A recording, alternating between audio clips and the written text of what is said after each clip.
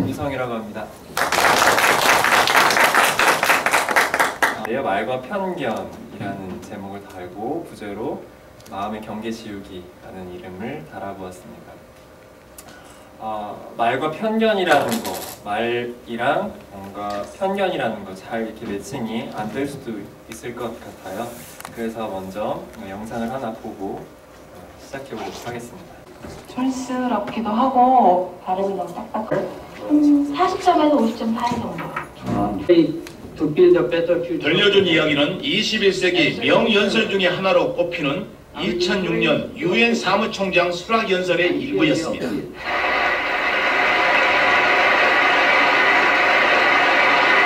좀 황당했습니다.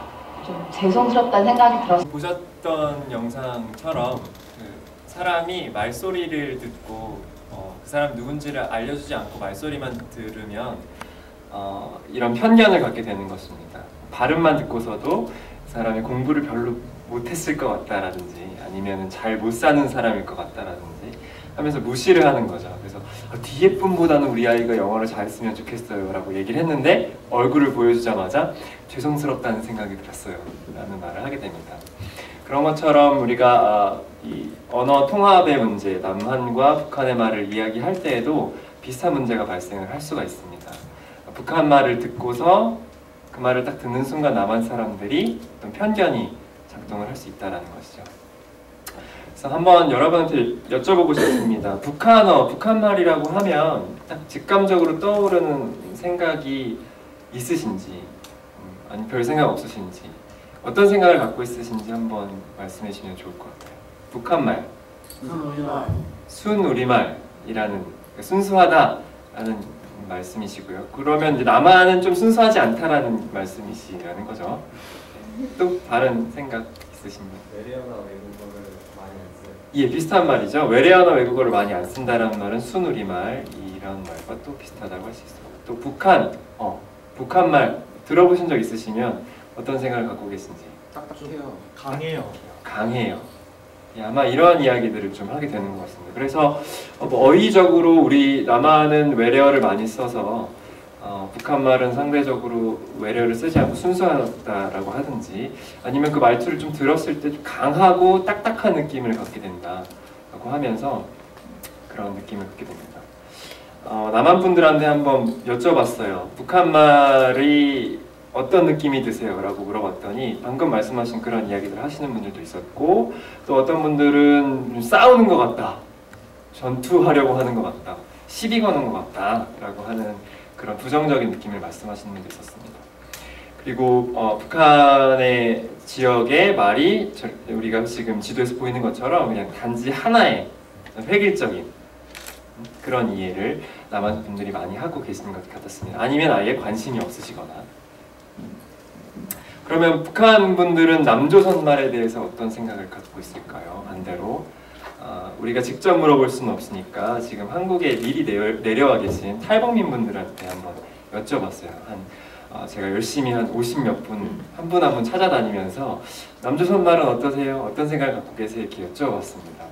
아까 말씀하셨던 것처럼 남조선 말, 외래어가 너무 많다라는 그런 이야기들을 많이 하시더라고요. 그런데 그 외래어가 정말 문제냐라고 대화를 해 나가면서 그분들의 생각을 여쭤봤더니 점점 말씀이 바뀌시는 거예요. 처음에 외래어가 문제라고 말씀하신 다음에 그 다음에는 외래어는 한 6개월, 1년, 오래 걸려도 2, 3년이면 다 적응할 수 있어요. 배울 수 있어요. 내가 쓸 수 있습니다 라고 얘기했는데 문제는 말소리가 잘 바뀌지 않기 때문에 그 말을 사용했을 때 남한 분들이 이렇게 딱 쳐다보고 북한에서 온 거 아니야? 간첩 아니야? 좀 뭔가 싸움 할 사람 같은데? 라고 하는 그런 편견들이 작동하기 때문에 그런 편견에서 발생하는 차별의 문제가 있다라는 것입니다. 그러니까 북한에서 오신 분들이 외래어가 문제다라고 말씀하셨을 때는 사실 그게 외래어 자체가 문제인 것은 아니고 그것을 극복이 되니까 사실은 남한 사람들이 그 말소리를 듣고 차별하는 사회 구조의 문제고 그 차별하는 것에 대해 부담감을 갖고 있는 북한 사람들의 마음의 문제다라는 것을 우리가 알 수 있겠습니다.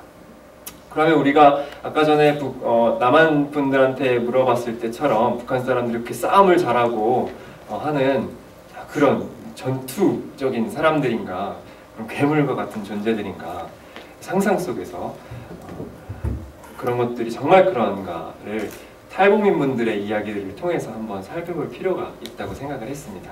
그래서 한번 여쭤본 것이죠. 그랬더니 북한도 역시 남한처럼 우리 같은 이런 학생들이 살아가는 사회고, 또 어른들도 여러 가지 다양한 모습들을 보이면서 재미있는 모습을 보이는 사회라는 것을 알게 됐습니다. 무엇이냐? 앞에 보면 까드레와 솔라라는 말이 있는데요. 우리가 전라도 사람이랑 경상도 사람들의 말을 서로 들을 때 약간 어색하기도 하고, 경상도 사람이 전라도 말을 들을 때 좀 짜증이 나기도 하고, 반대로 전라도 사람이 경상도 말을 들을 때 뭔가 신경이 곤두서기도 하고 그런 느낌이 있거든요. 그런 것처럼 북한에서도 평양을 중심으로 해서 쓰는 아팻말, 앞쪽말이라고 합니다. 아팻말을 쓰는 사람들과 함경도 쪽의 말을 쓰는 북쪽말이라고 하는데요. 북쪽말을 쓰는 사람들 사이에 그런 경쟁의식이 존재를 한다고 합니다. 그래서 북쪽말을 쓰시는 분들은 앞쪽말을 쓰시는 분들을 일컬어서 야 쟤네 까드레 쓴다 야 이런 말을 쓰고, 앞쪽말을 쓰시는 분들은 북쪽말을 쓰시는 분들한테 야 쟤네 솔라 쓴다 이런 이야기를 한다고 합니다. 그래서 솔라를 쓰는 지역에 까드레 쓰는 사람이 가면 왕따를 당하고, 까드레를 쓰는 지역에 솔라를 쓰는 사람이 오면 또 왕따를 당한다고 해요. 까드레라는 말은 뭐냐면 저 사람 까부는 것 같다 라는 거거든요.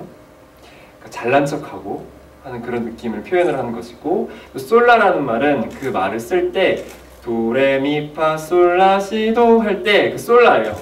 주파수가 높아서 듣기가 싫다라는 그런 의미를 담고 있습니다. 그래서 그 말소리를 들을 때 서로 간에 그런 경쟁의식도 느끼고 하는 그런 다양한 모습들을 우리가 확인을 할 수가 있었습니다. 한 번 이런 일이 있었어요. 인터뷰를 하는데 두 분이 함께 인터뷰를 했었거든요.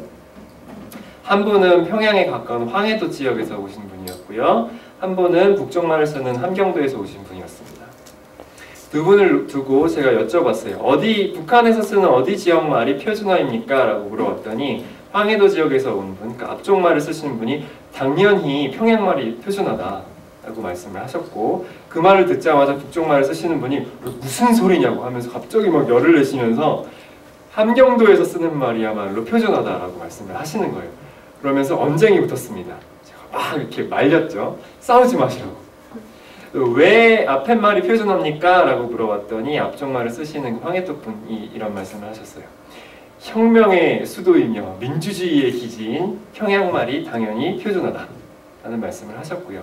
북쪽말 쓰시는 분은 왜 북쪽말이 표준어입니까? 라고 물어봤더니 우리는 아팻말 사람들처럼 말을 까부면서 쓰지 않는데요.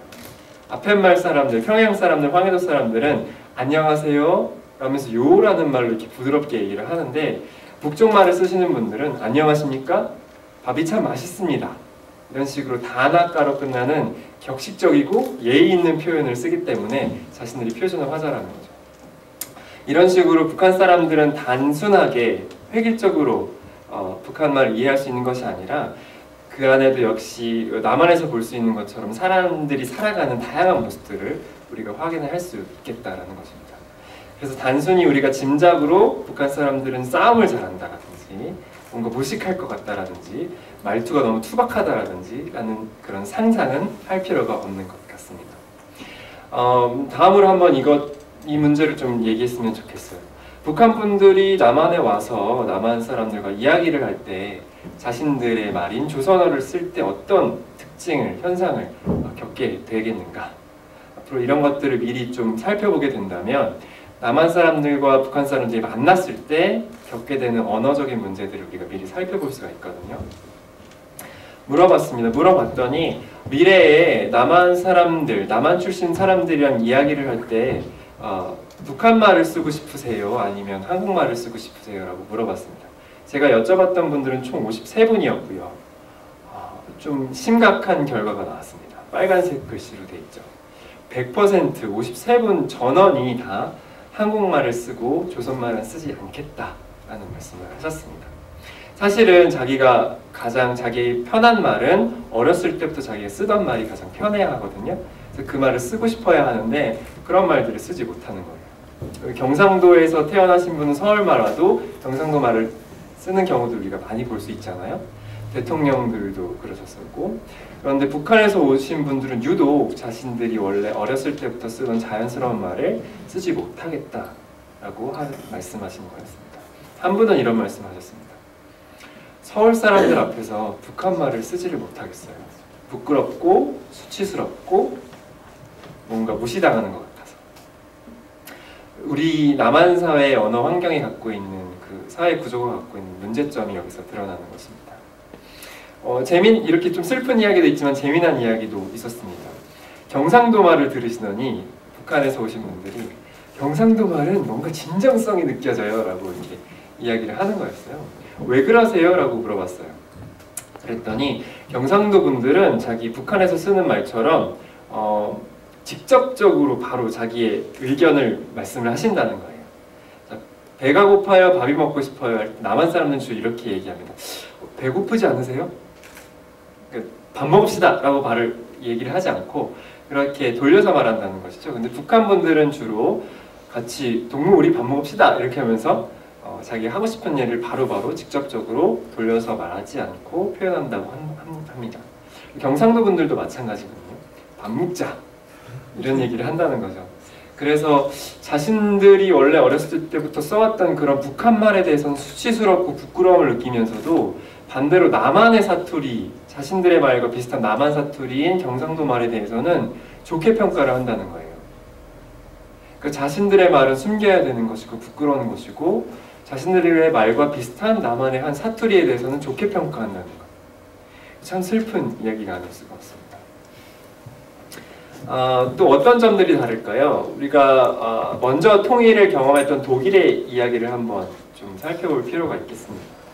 독일의 사람들한테 1999년, 그러니까 통일한 10년 후에 한번 물어봤습니다. 서독 출신 사람들한테 어디 말이 표준어 같습니까? 라고 얘기했더니 자, 색깔이 옅을수록 표준어라고 지적받은 지역인 것입니다.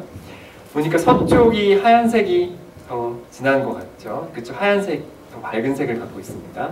서독 사람들은 그렇게 얘기했습니다. 서독말이 표준어입니다.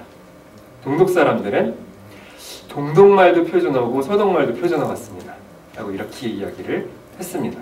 그러니까 통일이 됐을 때 동독 사람들은 서독이나 동독이나 동등하고 대등하다라고 생각을 했었는데 서독 사람들은 그렇게 생각을 하지 않았던 거죠. 동독말은 틀렸어. 그러니까 너희가 우리말을 배워야 돼. 이런 식으로 억지로 언어적인 적응을 강요를 했다라는 것이죠. 그래서 25년이 지난 지금까지도 아직 그 마음의 벽이, 마음의 경계가 허물어지지 않고 그런 갈등이 계속되고 있다라고 합니다. 남한 분들한테 물어봤어요. 어디 말이 표준어입니까? 어디 말이 표준어입니까? 서울말. 색깔이 이렇게 딱 진하게 드러나 있죠. 서울말이 표준어라고 얘기를 하는 분들이 대부분이었어요. 탈북민 분들한테 물어봤습니다. 어디 말이 표준어입니까? 그랬더니 북한 지역이 표준말이다 라고 하신 분이 서울말이 표준말이다 하는 분보다 더 많았어요. 자, 이것을 탈북민이 아니라 북한 주민한테 물어봤다고 칩시다. 그러면 어디 말이 표준어라고 한 답이 많았을까요? 평양. 주로 북쪽 말이 거의 100%에 가깝게 북한 말이 표준어라고 하는 분들이 많았을 거예요.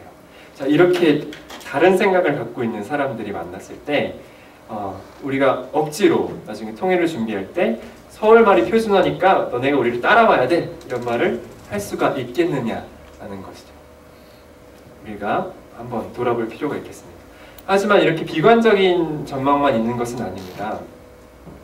남한 분들은 이렇게 남한 지역은 다양하게 언어들이 있다라고 생각을 하면서도 북한 지역에 대해서는 휴전선을 경계로 딱 잘라서 북한 말과 남한 말이 다르다라고 하는 것을 이렇게 지도로 표현을 하지만 실제로 남한 사람들을 경험하고 서로 의사소통을 한 경험이 있는 그런 탈북민 분들은 이런 지도를 그리십니다. 자, 휴전선이 지난가요? 아니면 다른 선들이 지난가요? 다른 선들이 훨씬 지납니다.